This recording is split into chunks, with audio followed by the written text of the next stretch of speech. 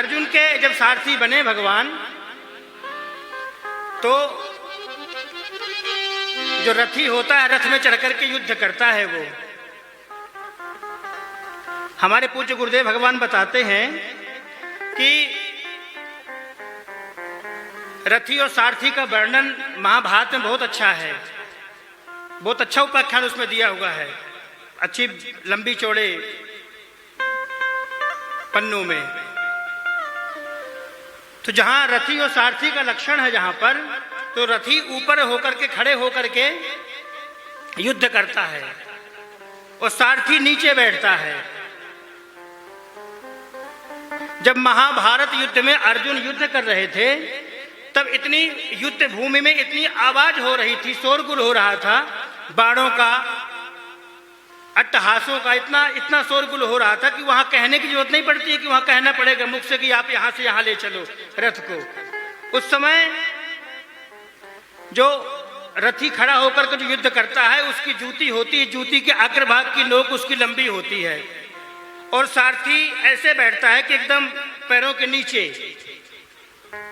जब वो पैरों के नीचे बैठता है तो वो इशारा जूती की नोक से करता है रथी कि जहां रथी को खतरा होगा उस दिशा से लेकर के दूसरी दिशा में कैसे जाना है, उसको कहने के लिए मुख से नहीं कहेगा, वो इतनी आवाज सुनाई नहीं देगी सारथी को, तो जूत की नोकों से इशारा करता है वो कि पश्चिम से पूर्व ले जाओ या उत्तर से दक्षिण ले आओ।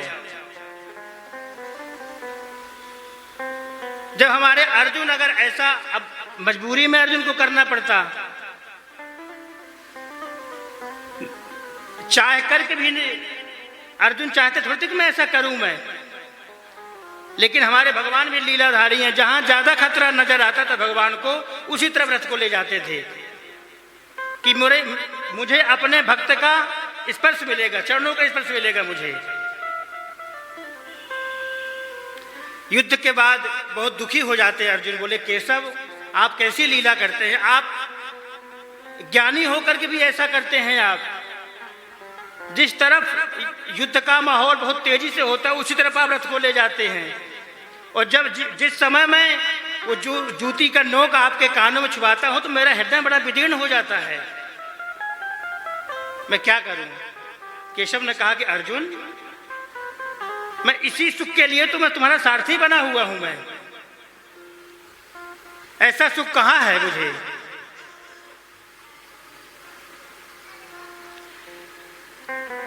महाराज एक गुरुदेव भगवान हमारे एक और बड़ा सुंदर दृष्टांत देते हैं।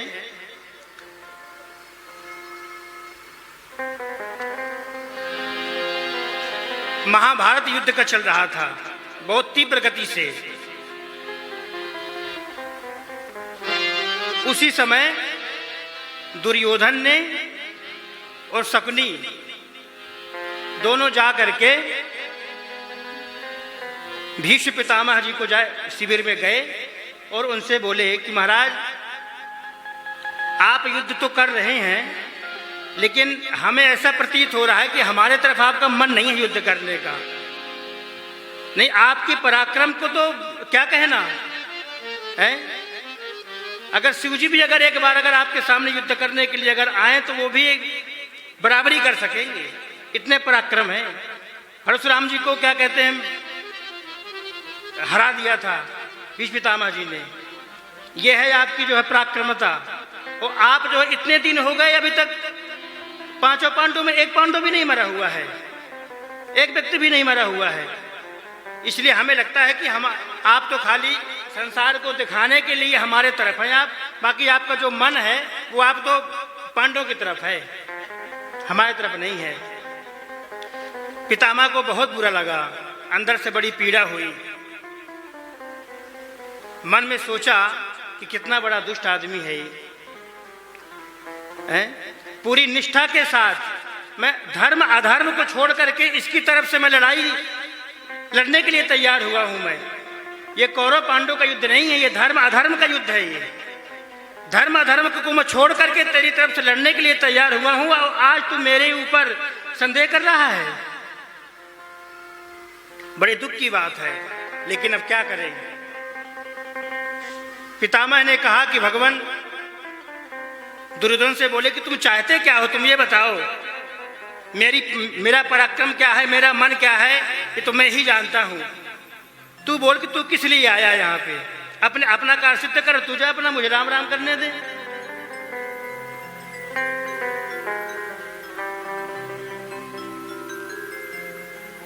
भीष्म पितामह जी बड़े दुखी हुए। दुर्योधन ने कहा कि पितामह मैं नहीं चाहता हूं कि क्या कहते हैं सेना मारे या कुछ भी हो, इससे मुझे कोई मतलब नहीं है, पांडवों को मरना चाहिए बस। युद्ध चाहे मैं जीतूं चाहे ना जीतूं, बस पांडवों का नाश होना चाहिए किसी प्रकार से, उनको मृत्युदंड आप कराइए। उसी समय क्रोध में आकर के पितामह ने 5 बाण निकाले और बोले दुर्योधन, ये सुबह होते ही युद्ध भूमि में 5 पांडवों की मौत है, ये जा तू अब यहां से। उसी समय फिर दुर्योधन ने कहा कि भगवान मेरे से गलती हो गई, मेरे मुख से ऐसे अशब्द निकल गए, आज मुझे क्षमा करें, एक वरदान और देने की कृपा करें आप। पितामह ने कहा बोलो। बोले भगवान, जब मैं भीम के सामने जाता हूं तब मुझे बड़ा भय लगता है भीम की गदा से और भीम से, आप मुझे ऐसा वरदान दीजिए कि भीम की द्वारा मेरी रक्षा हो जाए, भीम की वजह से ऐसा वर दीजिए मुझे आप। पितामह ने कहा कि तू जो बेकार आदमी है, तू जा यहां से, तू वरदान लायक नहीं है, अब तेरे से बात नहीं करनी है मुझे। सती साध्य भी तेरी पतिव्रता तेरी पत्नी है, तू अपनी पत्नी को भेजना, सुबह सुबह मैं ध्यान से उठूंगा, उसे आशीर्वाद दे दूंगा, उसको आशीर्वाद दूंगा, तेरी रक्षा हो जाएगी, तू जा यहां से। शकुनी दुर्योधन वहां से गए, निकले। यहां हमारे भगवान को बड़ी चिंता हुई। अब हर जीव के अंदर हमारे भगवान हैं, तो कोई भगवान से कोई बात छिपी रह सकती है क्या? ये खाली तीन लोगों के सामने की बात है, दुर्योधन, शकुनी, पितामह। लेकिन हमारे हृदयेश्वर भगवान से कोई छिपा हुआ है क्या? कोई बात, कोई व्यक्ति, कोई जीव?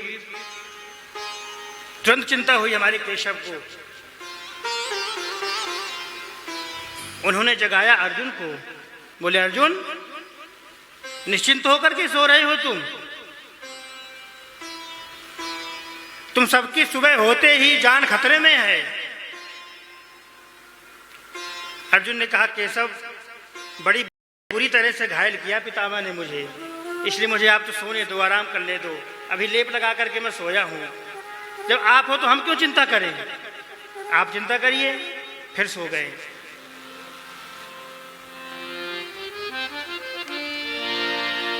भीम को जगाया, युधिष्ठिर जी को जगाया, कोई जाने को तैयार नहीं हुआ।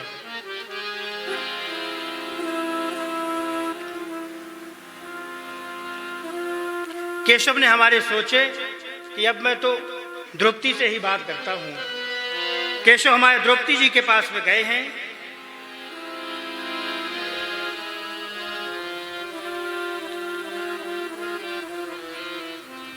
बोले द्रौपदी, आप तेरा सुहाग खतरे में है,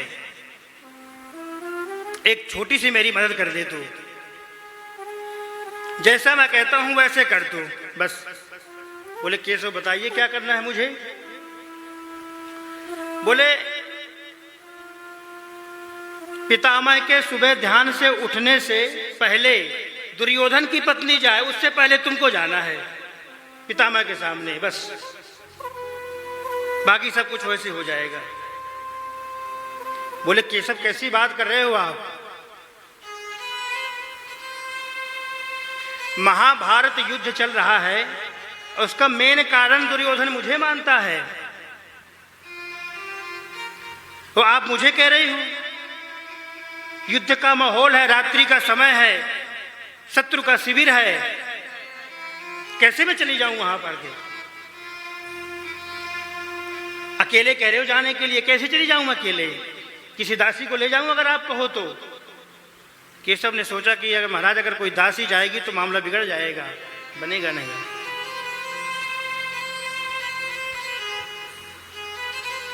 केशव ने कहा कि द्रौपदी, दासी मैं बनूंगा तेरी, जैसा मैं कहता हूं वैसा कर तू, बस चल। ठाकुर जी ने बढ़िया सुंदर से एक धोती लपेटी और चुनरी डाल ली, चल दिए शिविर में।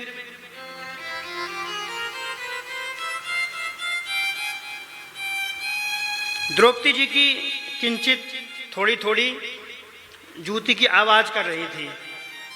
सोचे कि सवेरा होने वाला है, कोई ना कोई अगर सैनिक जग जाएगा, कोई देख लेगा, कोई जाके शिकायत कर देगा, पूरा बना बनाया खेल चौपट हो जाएगा।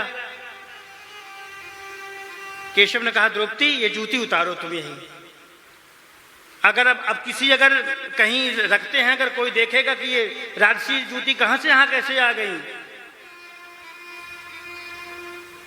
जैसे ही द्रौपदी ने जूती उतारी वैसे ही ठाकुर जी ने उनको लेकर के पीतांबर में लपेट करके हृदय में लगा लिया, हृदय से लगा लिया।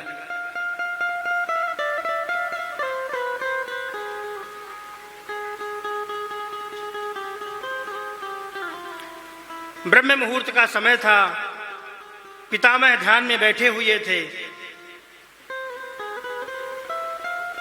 द्रौपदी जाकर के प्रणाम किया पितामह को, बोली कुछ नहीं। हमारे केशव ने समझा दिया था बोलना कुछ नहीं है, खाली आपको किंचित अपनी चूड़ियों की आवाज करनी है और प्रणाम करना है, बस बोलना नहीं है, बोल के प्रणाम नहीं करना है, झुक करके प्रणाम करना है बस। द्रौपदी ने ऐसा ही किया। जैसे ही किंचित थोड़ी बहुत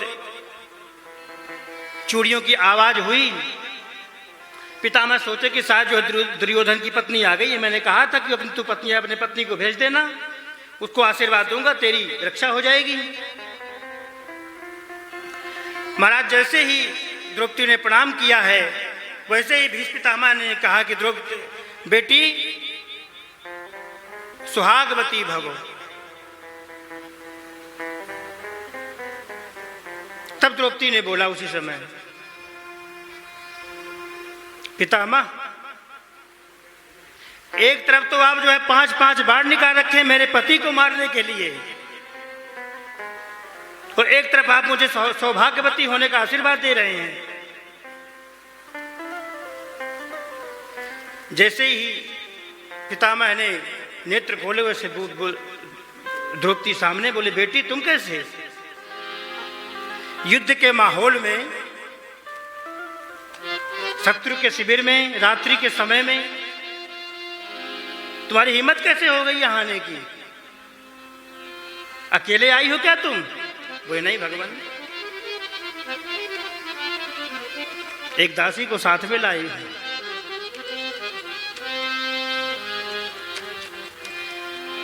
पितामह ने सोचा कि भैया ऐसी कौन सी निडर दासी है जो ऐसे माहौल में तुझे नहीं रोका है कि वहां तू मत जा। सबसे बड़ा शत्रु तो दुर्योधन ही है तेरा। उसी समय पितामह के भीष्म में मन में बात आई कि मैं एक बार जाऊं तो देखूं तो कौन सी दासी आई हुई है। जैसे ही पितामह ने जाकर के द्वार में देखा है, भगवान द्रौपदी की जूती को छाती से चिपकाए हुए, और जैसे दास होता है ना दासी, वैसे ही छोटी सी झुकी हुए, चुनरी डाले हुए गेट के बगल में खड़े थे वहीं पर।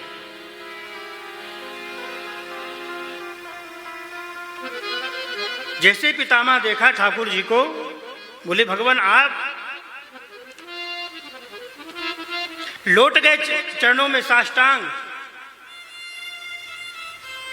बोले महाराज जिस पांडवों के आप दास दासी और सारथी स्वीकार करेंगे बनने के लिए, तो मुझ जैसे 20 पितामह अगर हो जाएंगे, हजारों पितामह हो जाएंगे, तब भी उनका कुछ नहीं कर पाएंगे।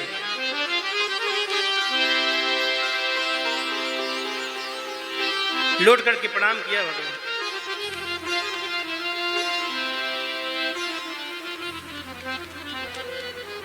बोले भगवान आपने तो पांडवों की रक्षा कर दी, लेकिन आपने तो मुझे समस्या में डाल दिया, अब मैं क्या करूं?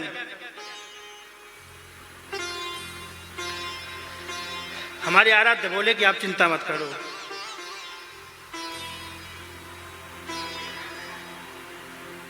अपने भक्तों की तो रक्षा करता हूं, आप तो परम भक्त हो, आप चिंता मत करो। वरदान लेकर के द्रौपदी वहां से अपने महल में आई हैं। सवेरा हुआ, सवेरा होने के बाद अर्जुन को जगाया भगवान ने, बोले अर्जुन अब तो जग जाओ कम से कम, आधी भूमिका तो बन गई है, आधी और बची है, उसको तो आप बना दो। बोले क्या है भगवान बताओ, आज्ञा करो आप। बोले इस समय दुर्योधन मल्लशाला में कसरत कर रहा होगा, तुम जाओ दुर्योधन के पास, और तुम्हारे 2 वरदान रखे हुए हैं दुर्योधन के पास में, उनको मांगो तुम। वरदान में क्या मांगना है? 2 घड़ी के लिए, ज्यादा नहीं, 2 घड़ी, 24 दूनी 48, 1 घड़ी 48 मिनट की, 48 24 मिनट की, 2 घड़ी 48 मिनट की। तो मात्र 2 घड़ी के लिए तुम दुर्योधन का चाल ढाल, शरीर, पूरा रूप रेखा मांग लो, बस इतने में काम बन जाएगा। बोले भगवान इस समय युद्ध का माहौल चल रहा है, क्या पता वो दे कि ना दे, हैं?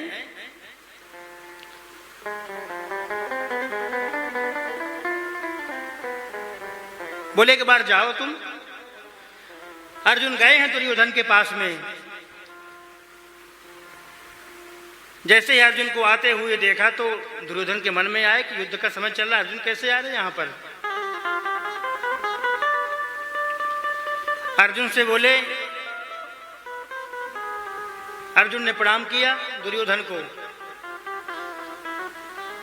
बोले दुर्योधन भैया मेरे 2 वरदान हैं आपके पास में, उन्हीं को मांगने के लिए आया हूं मैं। दुर्योधन ने सोचा कि क्या पता क्या मांग लिए हैं, कहीं राज्य मांग लिया, कुछ भी मांग लिया। तो दुर्योधन ने कहा कि हाँ ठीक है, रखे हुए हैं, बताओ, पहले बताओ क्या चाहिए आपको, इसके बाद सोचेंगे हम देना कि नहीं देना है। बोले भैया बड़ी बड़ाई करी दुर्योधन की, अब दुष्ट व्यक्ति की बड़ाई करो तो कितना फूल जाएगा वो। तो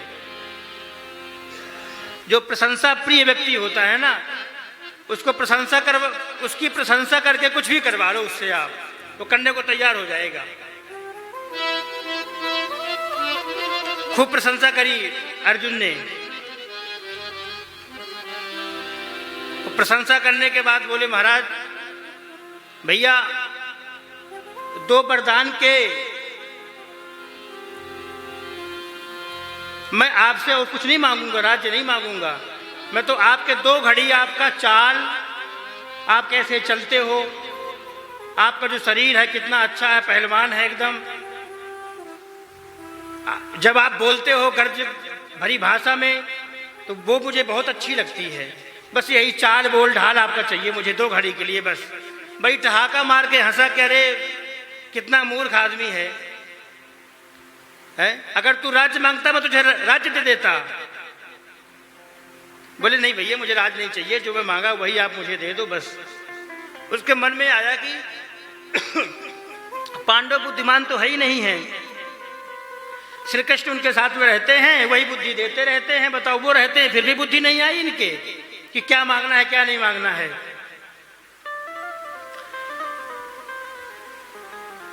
ठीक है मैंने तुमको संकल्प पूर्वक दिया, जाओ तुम। अर्जुन जी वहां से चले गए।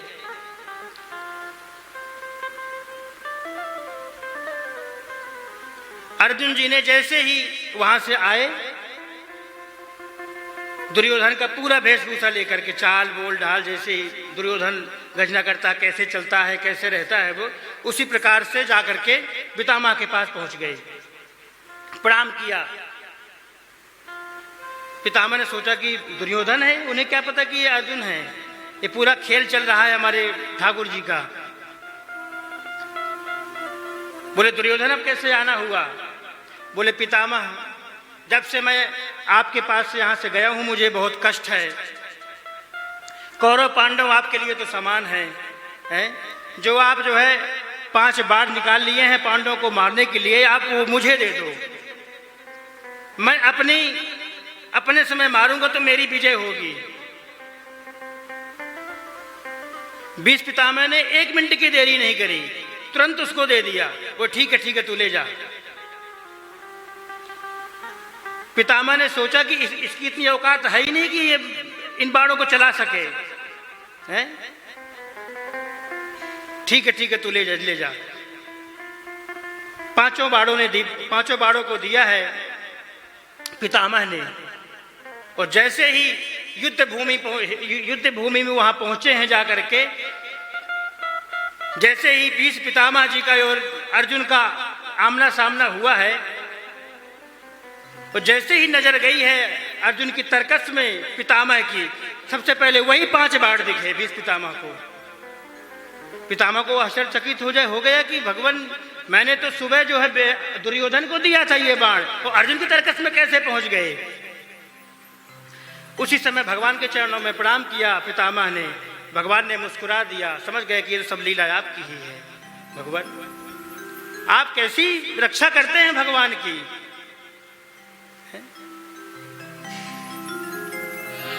अपने भक्तों की रक्षा इस प्रकार से करते हैं आप। यह है हमारे भगवान। और हमारे भगवान ऐसे नहीं,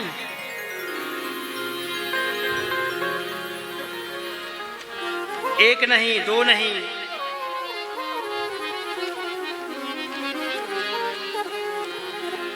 24 अवतार लेते हैं। देखिए, इस भक्त को सोचना चाहिए, समझना चाहिए। देखिए, अगर भगवान का भक्त है वो, तो भगवान के सहारे रहे। फिर तो वो अपनी बुद्धि का विचार ना करे, फिर वो कि अपनी बुद्धि में लगाऊं मैं, हैं? अपनी जो जीवन की पूरी डोर है ना, कठपुतली होती ना, कठपुतली सामने होती है, नट पीछे हो जाता है, और जो अपनी उंगली से नचाता रहता है, पीछे से कठपुतलियां सामने नाचती हैं। पब्लिक सोचती देखो कितना सुंदर कठपुतलियां नाच रही हैं, लेकिन नचाने वाला तो कोई दूसरा है, डोर तो किसी के दूसरे के हाथ में है। इसलिए भगवान को अपनी पूरी जीवन की डोर भगवान के चरणों में भक्त को छोड़ देना चाहिए। जो करेंगे अच्छा करेंगे, जो करेंगे भला करेंगे।